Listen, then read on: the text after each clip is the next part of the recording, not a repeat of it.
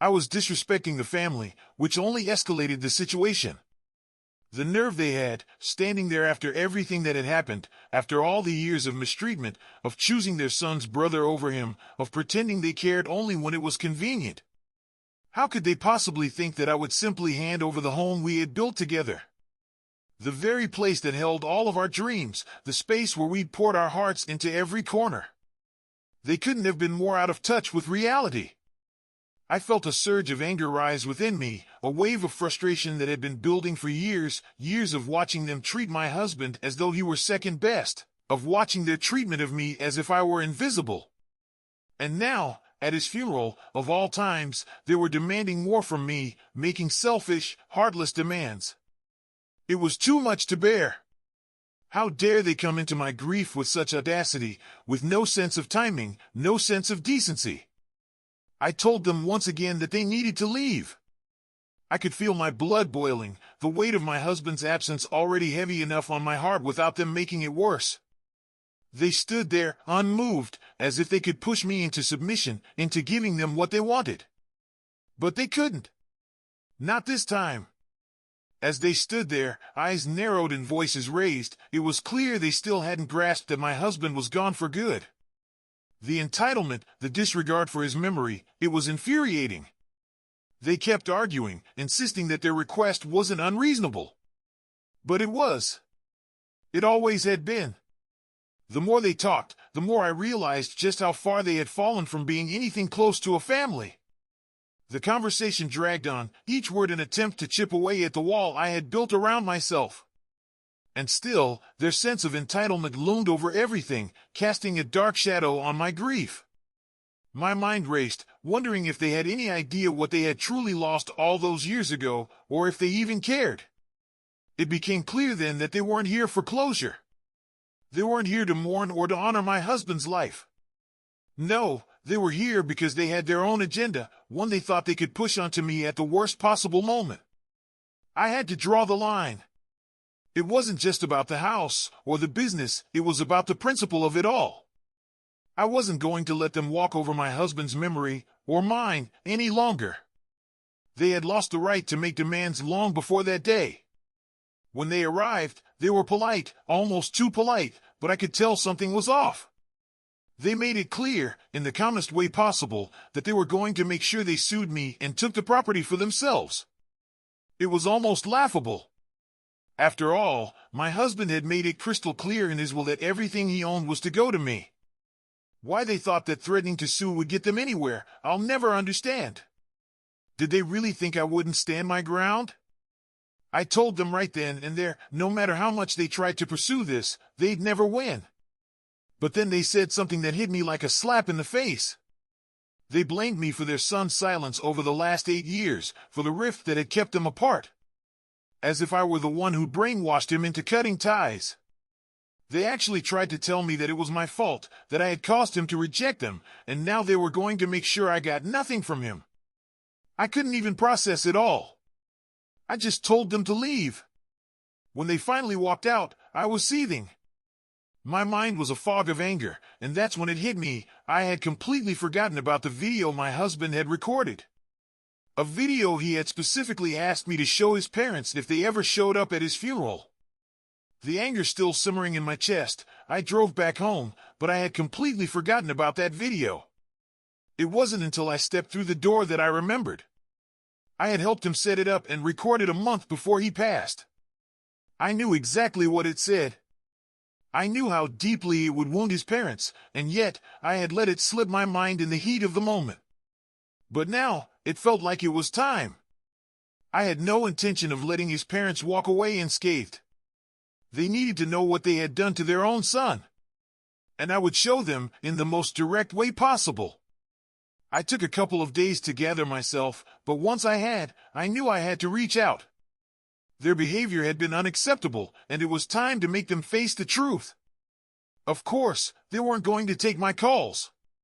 We blocked each other on every platform, so I decided to drive to their house, video in hand. When I showed up, I could see the shock on their faces. They didn't expect me, but I wasn't here to be rude. I was here to be clear. I walked in, put on my best polite mask, and told them that my husband had left something for them, a message, if you will, that he wanted them to hear. They looked at each other, unsure, but curiosity got the better of them. After all, who wouldn't want to know what their son had left for them? So, we gathered in the living room, and I pressed play. The video began, and I watched them crumble. My husband, calm and collected as ever, started speaking. He called out his parents for their lifelong neglect. He talked about how, growing up, he always felt like the second choice, how they'd always favored his older brother, Jack, their golden child. He reminded them of the countless ways they had put him down, especially when it came to his future, refusing to help him pay for college but showering Jack with money. Jack, who didn't do much more than party. And then, my husband reminded them of the moment they had completely abandoned him when he started his business, and they mocked it instead of offering support. The hurt had run so deep, and he made it clear that they had never once apologized. Not when he was diagnosed, not when he struggled. He told them, flat out, that he had been dead to them long before his actual death. That the only family he had ever had, the only one he had ever cared about, was me. His words weren't angry, they were simply true. And by the end of the video, I couldn't hold back the tears, not because of his words about them, but because of what he had said about me. My heart swelled with the love he had for me, and that was all I needed. But for my in-laws? They just sat there, stunned. When the video ended, I knew what had to come next. I stood up, wiped my eyes, and made sure they understood. Even if they tried to sue me, I would just play this video in court. It was proof. It was my husband's final wish, and there was no denying it. He had been mistreated his whole life, and they were the reason for it. Not me. And yet, instead of understanding, they twisted it. They called me cruel for playing that video, claiming I was deliberately trying to hurt them while they were grieving. They even accused me of editing the video, morphing his face onto someone else's. The theories they spun were wild, anything to avoid the truth. But I wasn't going to get sucked into their delusions. I told them I didn't have to prove anything to them, that they were the ones who had done all the damage. They accused me of being selfish, of not deserving anything my husband left me. I could see it in their eyes, anger, frustration, but mostly denial. They couldn't face what they had done. They couldn't accept the truth. As I left, I was conflicted. Maybe I'd done the wrong thing. Maybe playing that video was too much. But then again, they had been cruel to my husband for years. And they weren't really his family anymore. So why should I have to bear their guilt? Some of you asked why I did it in the first place. Was it just because I wanted to? Well, yes and no. Yes, because I knew what he would want. He told me to do it. And yes, because I was following his instructions to make sure his parents would leave me alone. This wasn't just my idea. It was his, too. And then there's Jack. Where was he during all of this? I honestly don't know. He wasn't home when I went over. So, I have no idea what his deal is. Maybe it's better that way. But I've been reading all the comments and support, and I just want to say thank you. Grief is hard. Losing my husband has been unbearable. He was gentle, kind, and I miss him every single day. The things people say about him, calling him a pushover, it's just cruel. I don't need that. He can't read it. I can. So, please, just don't. As for the situation with my in-laws, they still haven't reached out. When I left that day, they were furious, accusing me of everything under the sun. But if they want to sue me, let them. It's a waste of time and money, but if they feel that strongly about it, I can't stop them. In the meantime, I've been keeping busy. My parents are here helping me with everything. I'm just trying to focus on the practical side of life, especially now. Bills, groceries, the things my husband used to take care of. It's hard, but I'm getting through it. And having my family around helps. I've always been the type to forget things, but lately, with everything going on, it feels like I'm losing track of what's happening around me. My mom's been a lifesaver, taking over the cooking and cleaning. We used to have a housekeeper, but she quit for personal reasons, a fact I had mentioned to my parents a few days ago. Then, unexpectedly, they showed up at my door the very next day, bags in hand, ready to help. That gesture, it meant everything to me. I didn't realize how much I needed that care, but now, I'm beyond grateful for it. As for the ongoing battle with my in-laws, it's been a real roller coaster. They decided to contest my husband's will, and while his lawyer assured me that it wasn't something I should worry about, the whole ordeal still left me shaken. The more surprising part? They sent me an email. A direct shot across the bow. In it, they told me that my attempt to scare them off with that video? It wasn't going to work. They were entitled to my husband's wealth, they claimed, because he was their flesh and blood before he was my husband. What's worse, they weren't just after the property, they wanted shares in the business, too. Their reasoning? They deserved it. But the thing is, courts don't care about entitlement, they care about facts. And no matter how they feel, it's not going to help their case. Still, that email? I saved it. I sent it straight to my lawyer because it might come in handy when the time's right. For now, I'm living with my parents.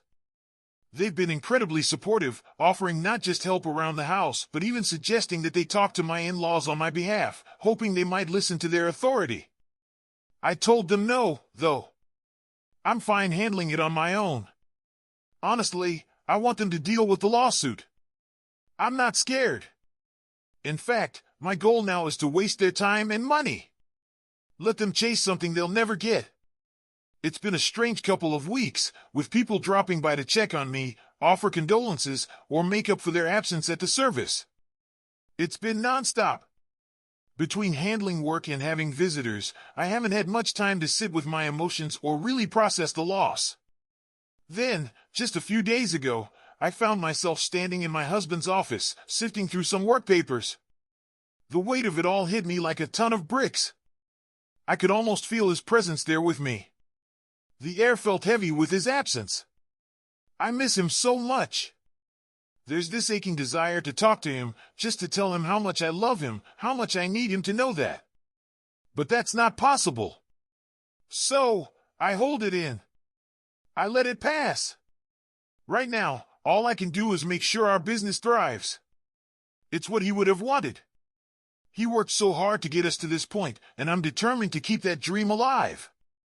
I want to honor his vision, his ambition. It drives me forward. And then, there was this unexpected twist. My in-laws continued to contest the will, but nothing had really changed until yesterday. Jack, of all people, reached out to me. Yes, Jack. The one person I never thought I'd hear from again. The one person I couldn't stand to be around. When his name popped up on my phone, I was stunned. What could he possibly want? We hadn't spoken in years, and given everything his parents were doing, I figured this was probably a bold, even reckless move. But then, something inside me told me to hear him out. Maybe, just maybe, there was something I needed to know. When he arrived at my house, I wasn't sure what to expect. He came bearing flowers and condolences. At first, I didn't know what to make of it. It felt strange. But then, his words caught me off guard. He said he couldn't express his sympathy at the funeral because he had been busy with his parents, but he wanted me to know he was truly sorry for my loss. It was surprising. Jack had never struck me as someone who would care. He'd always been loud, boastful, and self-absorbed.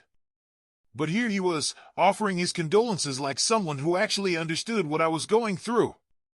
He'd also quit drinking, something I never thought I'd see from him. It was a side of him I hadn't expected. After a little small talk, he got to the point. His parents were planning something nasty. They were going to spread lies about my husband borrowing money from them to start his business, and now that he was gone, they expected me to pay it back. The catch? There was no contract. Nothing legally binding. But that wasn't going to stop them. They were going to make their claims on social media. What an utterly ridiculous plan. It was like they didn't even think this through. But Jack? He told me all of this, probably because he was trying to make things right, trying to warn me so I could stop it before it got worse. He even admitted that, in recent years, he'd been trying to be a better person. He regretted how he treated his brother. But after everything that had happened, he couldn't find the courage to reach out. Now, here he was, apologizing. He even broke down in front of me. Honestly, I had no idea what to do, but my dad stepped in. He comforted Jack, made him a cup of tea. It was strange. But in a way, it was the right thing to do. Jack may have been late to the game, but at least he finally came around. When he left, I reassured him that everything would be fine and that his brother would appreciate the gesture. It wasn't much, but it seemed to make him feel better. As for me, I couldn't help but feel a little sad for both of them. They had the wrong kind of parents. The kind that spoiled their kids and never really saw them for who they were. They deserved better. Then I spoke to my lawyer about everything Jack had told me. We decided to wait, let my in-laws make their move. Let them post their lies. And then, when the time was right, we'd use it against them in court. Jack was on board. He was ready to testify if necessary. A few days later, they did post it. I acted quickly, sending them an email threatening legal action unless they took it down. I wasn't sure they'd listen, but surprisingly, they did. Maybe it was because I told them Jack was on my side. Either way, the post came down, but they still maintained they would take everything from me. I told them good luck with that and blocked their email. At this point, it's getting predictable. They've lost their ally in Jack, and now they're left alone. Let's see how they handle this.